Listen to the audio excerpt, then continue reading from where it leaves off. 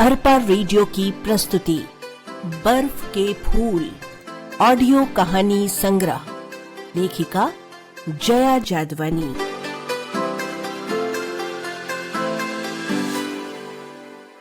प्रस्तुत है कहानी फिर लौटेगा।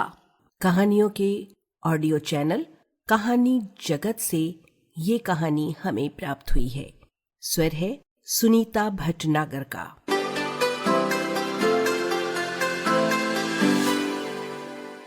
वह घर से दूर ठिठका खड़ा रह गया, कदमों में बेपनाह झिझक। आते वक्त सोचा था कम से कम अपने वस्त्र तो बदल ही लेगा वह, पर फिर लगा इसकी कोई जरूरत नहीं। जो होने के लिए वह चला गया था उसके लिए पुराने वस्त्र से छोड़ने ही थे, सो अब क्यों? और फिर वस्त्र बदलने से ही क्या होगा? उसने अपना अंतर टटोला। कोई दुख, कोई शोक, कोई लहर, कोई निराशा, कुछ नहीं। एक शब्द भी नहीं था अंदर। जिस मौन को साधने में उसने अपना जीवन के इतने बरस खर्च कर दिए, वह सद गया था और अब उसे साध रहा था। उसने आंखों के सामने माँ की रोती कलपती छवि लानी चाहिए जो उसने आखिरी बार देखी थी, और मन में बसा गली के उस मोड़ की ओर मुड़ गया था जहाँ कोई उसका इंतजार कर रहा था। और फिर वह शहर छोड़ते वक्त न सिर्फ उसने अपने कपड़े छोड़े थे, बल्कि वह चोला, वह पहचान भी वहीं छोड़ दी जिसके तहत वह जाना जाता था। रोती कलपती माँ उस वक्त एकाएक ही उसके पैरों पर गिर गई थी। मुझे छोड़ के न जाता रुन, कैसे रहूंगी मैं तेरे बगैर? आज वह तेरे लिए सब कुछ हो गया जिसे तू 2 साल से जानता है, मैं कुछ नहीं। उसका मन द्रवित हो आया था। उसने उन्हें उठाकर चारपाई पर बैठाया और खुद उनके पैरों के पास बैठ गया। वह उन्हें इस तरह समझाना चाहता था कि वे समझ जाएं और उसके जाने को इस तरह ना लें, पर वह जानता था कि ऐसा नहीं हो सकता। माँ, तू जानती है मेरे लिए कोई रिश्ता, कोई नाता नहीं बचा।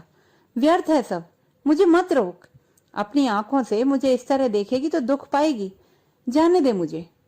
दुख, कितना छोटा शब्द है यह, पर कितना जबरदस्त फैलाव है इसमें कि बड़ी से बड़ी जिंदगी और छोटे से छोटे लम्हे भी इसके भीतर समाकर झंझावात बन जाते हैं।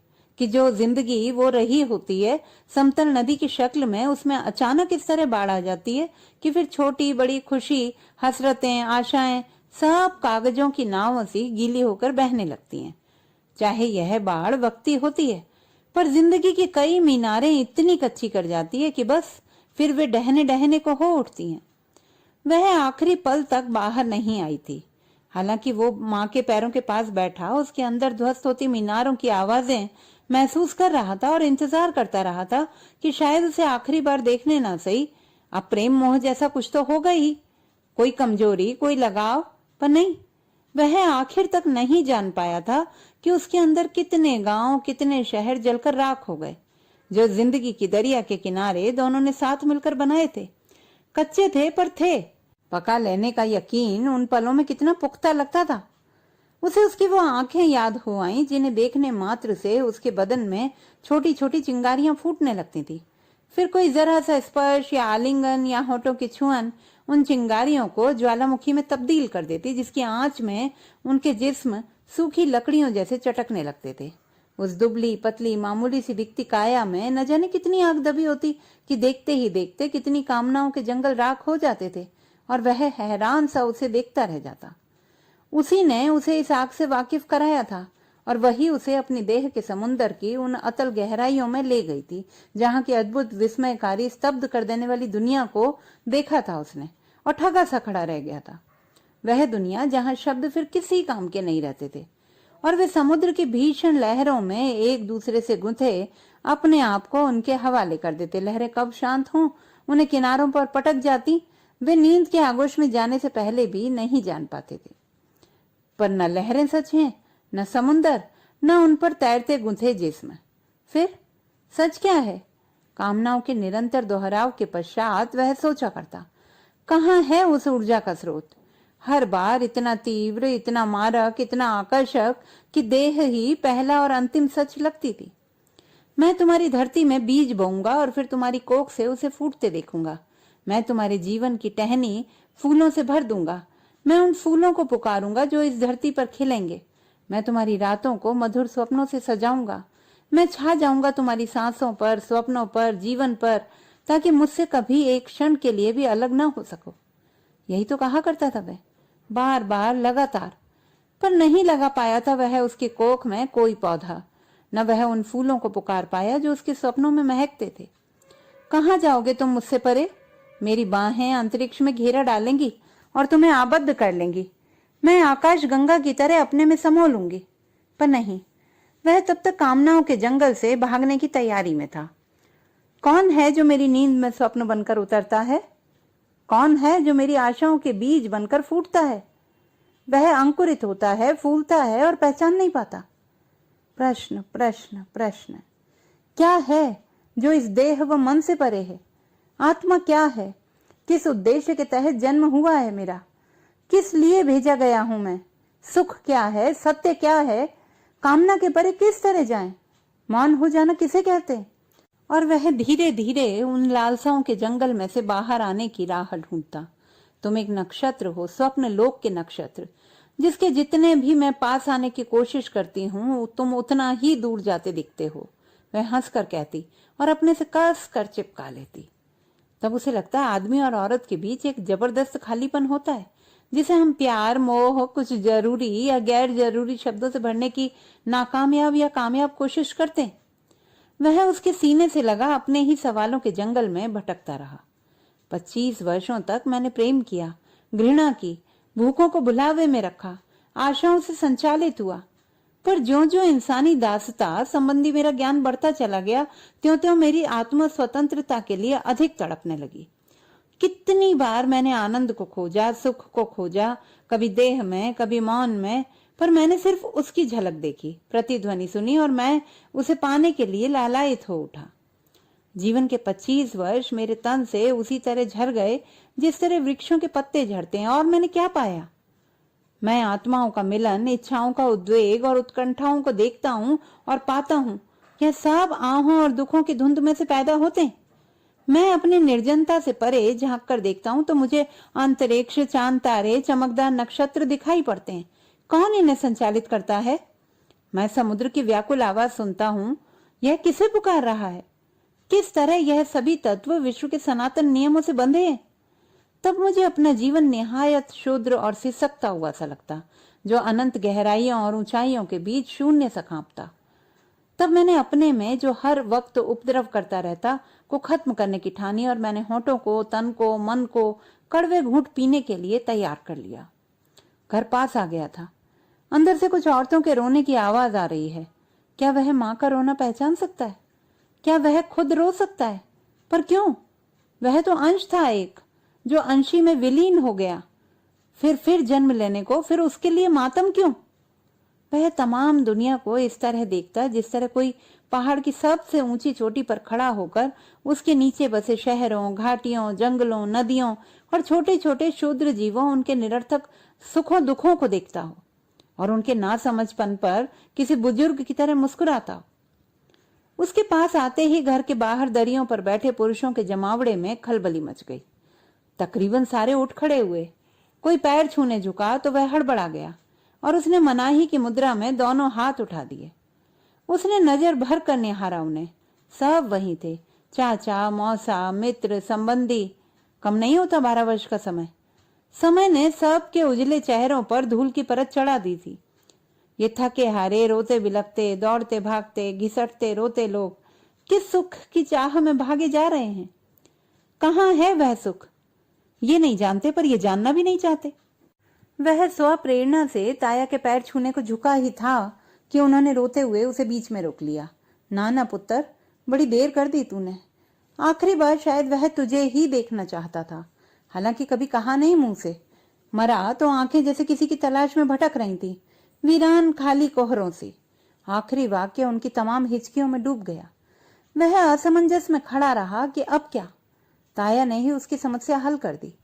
आंगन के बीचों बीच जहां उनका शव रखा था, बर्फ पर सफेद चादर से ढका, वहां ले जाकर मुंह से चादर हटा दी। उसने उन्हें देखा, अपने जनक को, क्षीण कृश चेहरा और बदन। तमाम जीवन के जानलेवा संघर्ष का अंत। देख, इस पृथ्वी पर लाखों लोग रहते हैं जो हमसे भी बुरे हालात में जीते हैं, हंसते हैं। अदम्य जीजी विषा है उनमें। और एक तू क्यों भाग रहा है भगोड़े? हमारी ना सही, उसकी फिक्र कर जिसे तू ब्याह कर लाया है। वह किसी तरह किसी से भी नहीं माना था। जा, भाग जा, एक शापित जिंदगी जिएगा तू, किसी पल तुझे चैन नहीं आएगा। जा, बियावानों में घूम और अपने को तलाश। किस लिए लाया गया है तू इस धरती पर, यही कहता है ना तेरा लफंगा गुरु। वह दनदनाते हुए घर से बाहर चले गए थे। वह उनके पैरों पर झुका और उन पर अपना सर रख दिया। माफ कर दो मुझे, अगर मैंने कुछ ऐसा किया जो मुझे नहीं करना था। आज 12 बरस के बाद भी मैं तुम सबका अपराधी हूं। ताया ने चादर वापस उनके सिर तक ओढ़ा दी। आंगन की दूसरी तरफ बैठी औरतों के झुंड की ओर उसने देखा और सफेद कपड़ों में लिपटी दुबली पतली गठरी सी मां की ओर बढ़ा। औरतों का रुदन तेज हो गया। सबने सरक कर उसके लिए जगह बना दी और वह रोती हुई मां के करीब आकर बैठ गया। मां ने हिचकियों के बीच सर उठाकर उसे देखा और तेज स्वर में रोने लगी। क्यों आया तू? मैंने जेठ जी से कहा भी था, जिसने 12 बरस हमारी सुध नहीं ली वह तो मर गया हमारे लिए। वे रोती जा रही थी और कहती जा रही थी। न माने वे, एक ही बेटा हुआ, संस्कार कौन करेगा? और वह पछाड़े खाने लगी। कोई ना हुआ रे हमारा, न बेटा न पति, किस किस के आसरे जिएंगी रे अब हम। वे बगल में बैठी युवती के कंधों पर ढह गई, जो स्वयं जार जार रो रही थी। उसने झुकी नजरें उठाई और उसे देखते ही मानो हृदय की धड़कनें थम गईं। जिस्म की शिराओं मन के समस्त भेदों ने एक साथ कहा था, तनु, मैं तुम्हारी नींद में ख्वाब बनकर उतरना चाहती हूँ, तुम्हारे आकाश में बारिश सी झरना चाहती हूँ। तुम मुझे ले लो और भर जाओ, तुम मुझे दे दो और खाली हो जाओ। तनु ने माँ को अपनी बाहों में भर लिया और रोती रही, बगैर सिर उठाए या उसे देखे।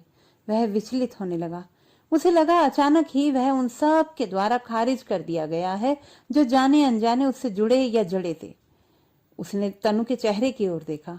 एक असहाय सा वीरानापन उतर आया था, जैसा अक्सर बंजर जमीनों में देखा जा सकता है। हल्की हल्की दरारों से झांकता एक अजीब उथलापन।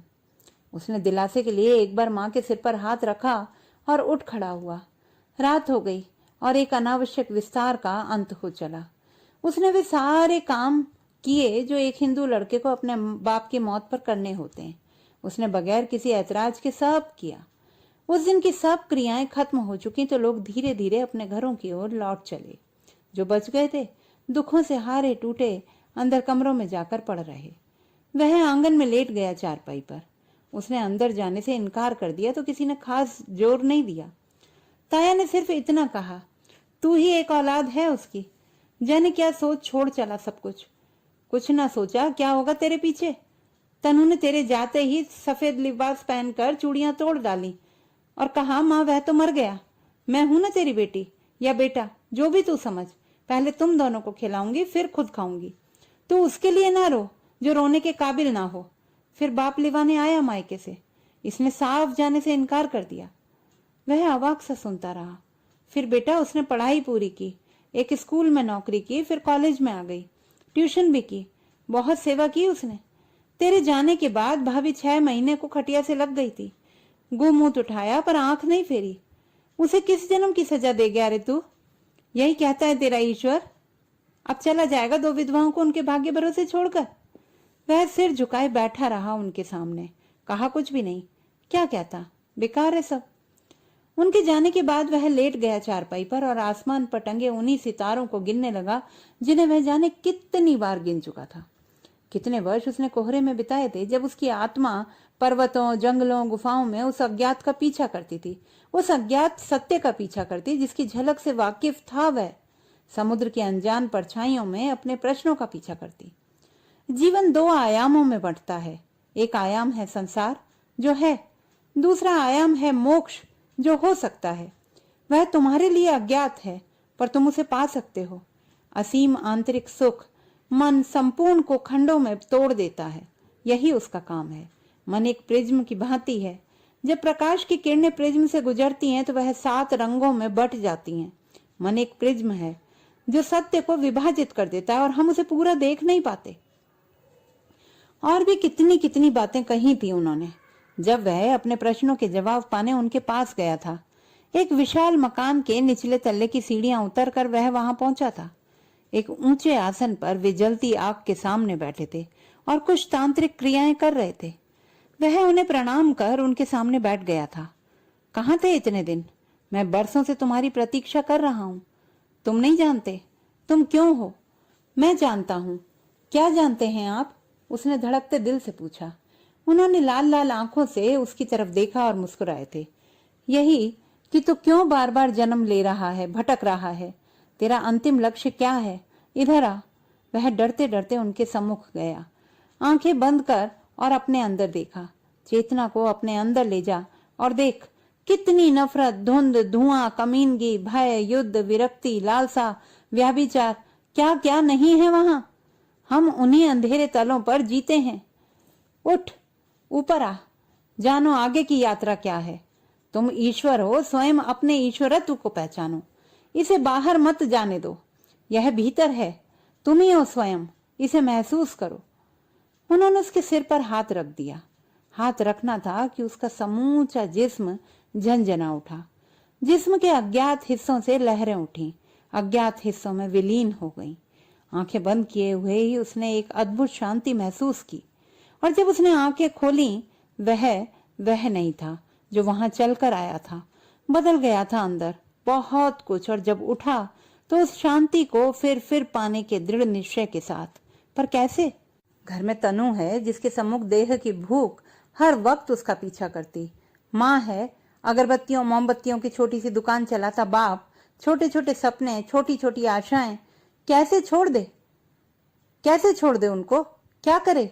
कौन चलाएगा उनको? तुम नहीं चला रहे किसी को, कोई किसी को नहीं चला रहा। तुम तो निमित्त मात्र हो। हजारों लाखों जन्मों से यही कर रहे हो।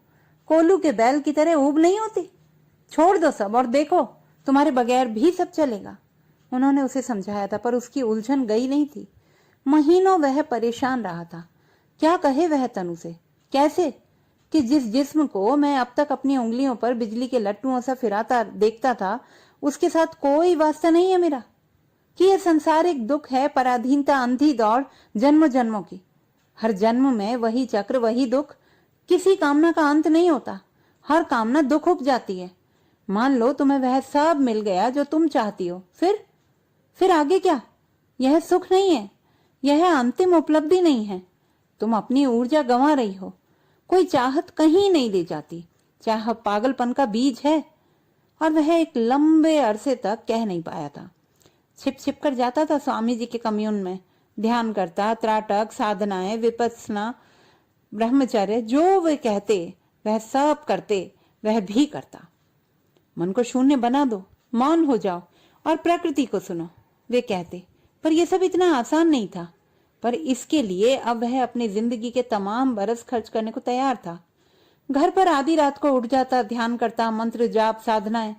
तनु देखती, सोचती, महसूस करती, पूछती, तुम ये सब क्यों करते हो? शांति के लिए? तुम्हें मेरे पास शांति नहीं मिलती? स्थायी नहीं, वह कहता। पहले तो मिलती थी, तब मैं नहीं जानता था कि शांति क्या होती है। अब जानने के बाद क्या करोगे? मैं यहां से जाना चाहता हूं। उससे क्या होगा? मैं जो पाना चाहता हूं पा सकता हूं। तुम ऐसा क्या पाना चाहते हो जो यहां रहकर नहीं पा सकते? दरअसल तुम नहीं जानते कि तुम क्या चाहते हो। तुम गुमराह हो रहे हो। तुम्हें अपना जीवन दुख लग रहा है, पर दरअसल यह एक संघर्ष है। इससे भागो मत, सामना करो। इस तरह सब संसार छोड़ने लगे तो क्या होगा? सोचो जरा। तकरार, बहस, तकरार, रोना, तनाव, माँ की हिचकियां, बाप की गुस्से भरी चेतावनी, बहुत लंबा चला ये सब। बाबूजी दंदनाते गए और स्वामी जी से झगड़ा करके आ गए। तनु का समझाना प्यार से, गुस्से से, नफरत से, पर नहीं रुका था वह। और उस कम्यून की मुख्य ब्रांच में आने के लिए उसने वह शहर आखिरकार छोड़ दिया था। और फिर 12 बरस का अनवरत सफर, कम्यून की अलग किस्म की जिंदगी, जहां देह और मन दो नहीं एक है, और देह भी देह नहीं, कुछ और है, अद्भुत, अवर्णनीय। आज उसे बुद्ध की वह कहानी याद आई। बुद्ध जब बोधि प्राप्त करने के बाद यशोधरा के पास लौटे तो उनके साथ उनका शिष्य आनंद था। बुद्ध ने आनंद से कहा, आनंद, तुम यहीं रहो। यशोधरा मुझसे नाराज होगी, मुझे बुरा भला कहेगी। तुम रहोगे तो शायद वह अपने मन की बात नहीं कह पाए। उसका गुस्सा जायज है, उसे कहने दो। मैं उसका अपराधी हूं। मुझे अकेले जाने दो ताकि वह अपना गुस्सा उतार सके। क्या वह जाए अकेला उसके पास? वह कमरे में माँ के बगल में लेटी हुई है, फर्श पर। माँ को नींद का इंजेक्शन देकर सुला दिया गया है। वह जाग रही है, 12 बरसों से जाग रही है। नुकीले कांटे उग आए हैं उसकी पलकों पर। किसी से कुछ नहीं कहती। किस कसूर की सजा मिली है उसे? औरत होने की। कितना स्वार्थी है पुरुष। मतलब से बंधता है, मतलब से अलग हो जाता है। आज आया है वह 12 बरस बाद, और मैंने उसे देखा भी नहीं। सब कह रहे थे कि बदल गया है, आंखों में तेज उतर आया है, चेहरे पर कांति, गेरुए कपड़ों में वह किसी देव पुरुष सा लगता है। देव पुरुष सा तो वह उसे तब भी लगता था जब वह उसकी देह से खेल रहा होता था। उसकी तमाम बातों के बावजूद उसे लगता था कि नहीं, देह ही अंतिम सच है। भटक गया है वह, लौट आएगा। कहाँ जाएगा उसके बिना? नहीं, नहीं जा सकता। और जब उसने जाने की ठानी थी, वह दिनों दिन रोती रही थी। रातों बात तक करनी बंद कर दी थी उसने। अलग कमरे में सोने लगा था वह। उसकी छाती गुस्से व नफरत से धू कर जलने लगी थी। नहीं, वह कापुरुष है, उसके लिए क्या रोना? जो अपने बूढ़े माँ बाप और जवान बीबी को यूं छोड़कर जा सकता है, उसके लिए क्या रोना? नहीं, फिर वह उसके लिए नहीं रोई। सारे आंसू सख्त बर्फ की सिल के समान उसकी छाती में जमा होते रहे। 12 बरस में सिल इतनी सख्त और वजनदार हो गई कि अब उसे पिघलाया नहीं जा सकता। आइसबर्ग होता है ना, एक हिस्सा ऊपर से दिखता है और बाकी के हिस्से अंदर पानी में डूबे हुए। अब जाना औरत सिर्फ एक कहानी होती है जिसे कहीं से भी शुरू किया जा सकता है, कहीं भी खत्म किया जा सकता है। किसी सेंटेंस पर ज्यादा दबाव डाला जा सकता है, किसी पर कम, और कहानी की तरह वह हमेशा अधूरी रहती है। रेत के ऊंचे ढूसी बनती बिगड़ती हवाओं के मिजाज पर असीम संभावनाओं से भरी वह सिर्फ एक रात का हिस्सा होती है। सुबह लोग भूल जाते हैं और अधूरी कहानियां आसमान में बादलों के टुकड़ों की तरह तैरती रहती हैं, जिन पर बाद में बयानबाजी की जाती है, या किसी वीरान बंजर जमीन की तरह किसी बीज की प्रतीक्षा में उधर ताकती रहती है, जिस तरह किसी के आने की जरा सी भी उम्मीद हो। उस वक्त उसे लगा था कि उसके अंदर जो चाहत थी उसके प्रति, वह उसी तरह झड़ गई है जैसे पतझड़ में पेड़ों से पत्ते झड़ जाते, और फिर उसे खाली हो चुकने सी प्रतीति होने लगी। कैसा महसूस करती होगी खाली वीरान टहनियां, जब उसकी नंगी बाहें खाली आसमान की ओर उठी हुई हों, सिर्फ कुछ मांगती सी, दया या भीख जैसे कोई चीज नहीं। वह नहीं मांगेगी, और उसने अपनी खाली बाहें वापस अपनी ओर समेट ली थी। वह फूली नहीं, फली नहीं, कुंठित नहीं हुई, तो यह उसका कसूर नहीं है। वह क्यों इसके लिए शर्मिंदा महसूस करे? कदम नहीं उठे थे किसी के, और वह सूनी रात सूनी आंखों से उसे ताकती रह गई थी। अगली सुबह उसने जाने की बात ताया से उठाई तो वह चौंक पड़े। पागल हो गया है रे, साधु सन्यासी तो सारी दुनिया को अपना समझते हैं, तू तो अपने घर के लिए गैर हो गया। अभी चिता की आग भी ठंडी नहीं हुई होगी और तू जाने की बात कर रहा है। अब कहीं नहीं जाएगा तू? इन 2 औरतों को देख, क्या कसूर है इनका? क्यों छोड़ेगा तू इन्हें? नहीं जाएगा तू कहीं, मैं कह रहा हूं। वे उत्तेजित से हो गए। आपके कहने से रुकूंगा ऐसी उम्मीद आप ना करें। आपकी आज्ञा का उल्लंघन कर रहा हूं, पर मुझे माफ कर दें। मैं सबका अपराधी हूं, पर क्या करूं? मैं नहीं बना इन सब के लिए। अगर ये मेरा कसूर है तो मुझे माफ कर दें। सबके बगैर दुनिया चलती है, चलती रहेगी, मेरे बगैर भी। मैं कौन होता हूं किसी का? हर इंसान अपना मालिक आप है। मैं तो मर ही गया था इन सब के लिए 12 बरस पहले ही। वो तो अचानक आपका तार आया और लगा कि जाऊं, पितृ ऋण से मुक्त हो आऊं। अब ये सब पिछले जन्म की सी बातें लगती हैं। हम सब अपनी अपनी कब्रों पर खड़े हुए लोग हैं। वह शांत स्वर में कहता जा रहा था कि अचानक रुक गया। कहीं ताया जी यह न समझे कि प्रवचन कर रहा है। उसने उनकी आंखों में देखा, उनकी आंखें भरी हुई थी। फिर उठते हुए बोले, जैसे ईश्वर की मर्जी, मैं क्या कर सकता हूँ। और वे जाने लगे। फिर ठिठक गए और दूसरी ओर मुंह किए हुए ही बोले, अब आया है तो 12वां कर ले, फिर जाना। क्या पता फिर किसी की मौत पर आए या ना आए। इतना भी नहीं कर सकता तो 3 दिन ठहर जा। जरूरी रस्में हो जाएं तो चले जाना। फूल चुन ले कम से कम। आज रुक जाता हूँ, कल चला जाऊंगा, उसने शांत स्वर में कहा। सारे दिन मेहमानों का, रिश्तेदारों का, आने जाने वालों का तांता लगा रहा। उसे लगा लोग उसे कब का मरा हुआ समझकर उसकी कब्र पर अपनी याद का दिया जला चुके थे। सिर्फ 2 आत्माओं में वह जिंदा है, जलते बुझते नन्हे से चिराग की तरह। उन लोगों से ऊब कर वह एक खाली कमरे में चला गया और दरवाजा अंदर से बंद कर पड़ा रहा। खाने के वक्त किसी ने दरवाजा खटखटाया। उसने उठकर खोला तो 2 हाथों ने थाली आगे बढ़ा दी। सुनो, उसने झिझकते हुए कहा। उसकी झुकी निगाहें नहीं उठी। उसने झुककर थाली जमीन पर रखी और वापस मुड़ ली। तनु सुनो। उसने जल्दी से आगे बढ़कर पीछे से उसका आंचल पकड़ लिया। रुक जाओ, नाराज हो तो बुरा भला कह लो, मैं तुम्हारा अपराधी हूं, पर मुझे माफ कर दो। उसने आंचल अपनी ओर खींचा तो वह आहिस्ता आहिस्ता उसकी तरफ मुड़ी, पर चेहरा ऊपर नहीं उठाया। उसने आंचल छोड़ दिया। यहां से जाने के बाद मैं बहुत भटका, जान नहीं पाता था क्या सही क्या गलत। हर वक्त तेरी आंखें पीछा करती थी, आंसुओं से, गुस्से से, नफरत से भरी। लगता है और किसी का हूं या नहीं, पर तेरा बहुत बड़ा अपराधी हूं। उसने सिर उठाया तो वह एकाएक खामोश हो गया। उसकी वीरान आंखों में अजीब सा भाव उतर आया, जिसे वह उस वक्त कोई शब्द न दे सका। एक बात पूछूं? पूछ। तू जो चाहता था पा लिया? नहीं, पर मैं रास्ते पर हूं और निराश नहीं हूं। आधा रास्ता तय कर चुका हूं। तू अकेला आधा रास्ता ही तय कर सकता है। उसने उसकी बात बीच में ही काट दी और बर्फ से ठंडे स्वर में बोली, तू बहुत बड़ा स्वामी हो गया है ना। जिन प्रश्नों के उत्तर के लिए तू भटका करता था, उसके उत्तर मिल गए होंगे। आज मेरे एक सवाल का जवाब भी देता जा। तुम लोग औरत को हमेशा रोड़ा क्यों समझते हो? संसार में उसे साथ लेकर चलने में सार्थकता पाते हो। जब संसार से विचलित हुए तो सबसे पहले उसे छोड़ा। पूछ सकती हूँ क्यों? औरत क्या सिर्फ सोने के काम आती है? तुम्हारे देव पुरुषों ने जब तक औरत चाही रखी, फिर कुछ अनचाही समझकर किनारे कर दिया। तुम रख सकते हो, छोड़ सकते हो, क्यों? हम नींव के पत्थर हैं तरुण, जिस पर तुम्हारे भवन खड़े हैं। जिस कोख से पैर निकालकर खड़े होते हो तुम, उसी को उजाड़ते हो। यही कहता है तुम्हारा धर्म। वह स्तब्ध सुन रहा है। उसकी सांसों की गति तेज हो गई है। तेरे जाने के बाद मैंने तेरे धर्म गुरुओं को पढ़ा। सोचा अगर मोक्ष ही अंतिम सच है तो जान ही लूं। तुम्हें पता है ना, बुद्ध ने स्त्रियों को दीक्षा देने से इनकार कर दिया था, और जब उन पर इस बात का जोर डाला गया तो उन्होंने समझौता करते हुए कहा कि अब यह धर्म 500 वर्षों से ज्यादा नहीं चलेगा। महावीर ने स्त्री के लिए मोक्ष की संभावना से इनकार कर दिया कि जब तक वह पुरुष पर्याय के रूप में जन्म नहीं लेती, उसे मोक्ष नहीं मिल सकता। वह सांस लेने के लिए रुकी। मुझे मोक्ष नहीं चाहिए, इस बात का जवाब चाहिए कि तुम्हारा धर्म इतना हेय क्यों समझता है स्त्री को। वह अपराधी सा खड़ा रह गया।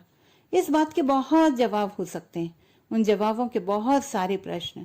फिर उसके जवाब मानो अस्तित्व स्वयं एक प्रश्न चिन्ह है। घर तुम्हारा कंधों पर होता है, जब तक चाहा उठाते रहो, नहीं तो बाहर समझकर छोड़ दिया कहीं भी, पर वही हमारे हृदय में होता है। हम उसके बिना नहीं हो सकती तरुण। जानती हूं तू जाने के लिए आया है, जा, मैं तुझे शाप नहीं दूंगी, पर जिस तरह तूने मुझ पर जीवन का भार डाला है, तुझ पर कोई ना कोई भार होगा ही। तू मुक्त नहीं हो सकता। कोई पुरुष औरत से मुक्त नहीं हो सकता। मैं तो फिर भी तुझसे कम निर्दयी हूं।